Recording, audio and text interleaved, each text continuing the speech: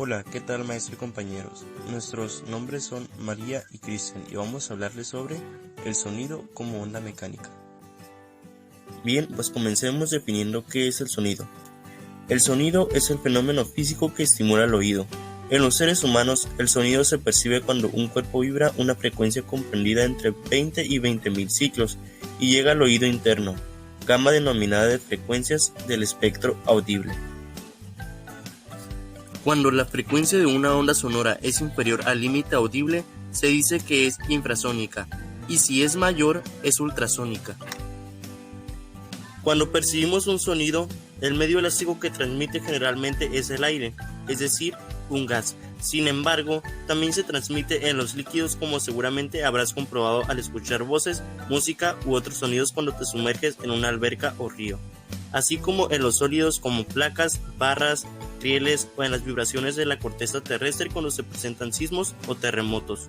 Cuando percibimos un sonido, el medio elástico que transmite generalmente es el aire, es decir, un gas. Sin embargo, también se transmite en los líquidos, como seguramente habrás comprobado al escuchar voces, música u otros sonidos cuando te sumerges en una alberca o río, así como en los sólidos como placas, barras, rieles o en las vibraciones de la corteza terrestre cuando se presentan sismos o terremotos. Ahora hablaremos de las cualidades del sonido. Intensidad. Esta cualidad determina si un sonido es fuerte o débil. La intensidad de un sonido depende de la amplitud de la onda, ya que a medida que esto aumenta, la intensidad también se incrementa de la distancia existente entre la fuente sonora y el oyente.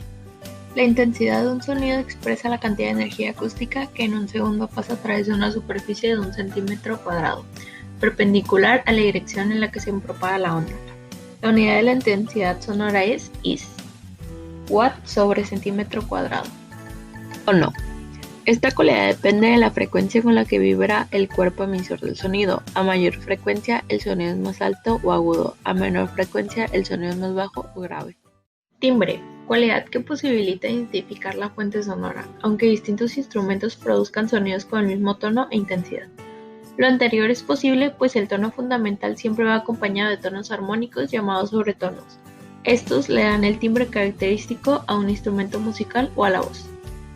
Velocidad. Es la rapidez con la que se propaga un sonido, depende del medio elástico y de su temperatura. Por ejemplo, en el aire la rapidez es de 331.4 metros sobre segundo, con una temperatura de 273 Kelvin.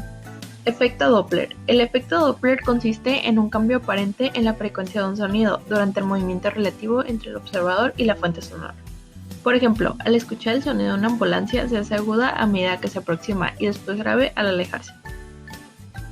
Para calcular la frecuencia aparente de un sonido que escucha un observador, tenemos las siguientes situaciones. A. Cuando la fuente sonora está en movimiento y el observador se encuentra en reposo. Se usa la siguiente expresión. B. Si la fuente sonora permanece en reposo y el observador es quien se acerca o aleja de ella, se usa la siguiente expresión. Resonancia. Se presenta cuando la vibración de un cuerpo hace vibrar a otro con la misma frecuencia. Este fenómeno se aplica en las llamadas cajas de resonancia que tienen algunos instrumentos musicales para aumentar la intensidad del sonido original. En la resonancia encontramos otros fenómenos tales como la reflexión. Este fenómeno se produce cuando las ondas sonoras se reflejan al chocar contra una pared dura. El eco, que se origina por la repetición de un sonido reflejado. La reverberación, que se produce si después de escucharse un sonido original, este persiste dentro de un local como consecuencia del eco. Por último, otro fenómeno son las ondas sísmicas.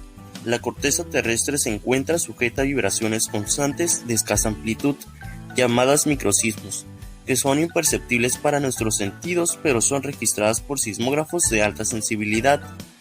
Un sismógrafo se funda en la inercia de una masa suspendida elásticamente de un bastidor o armazón sujeto al suelo de manera rígida. Eso ha sido todo por nuestra parte. Esperamos que haya quedado todo claro. Muchas gracias por su atención.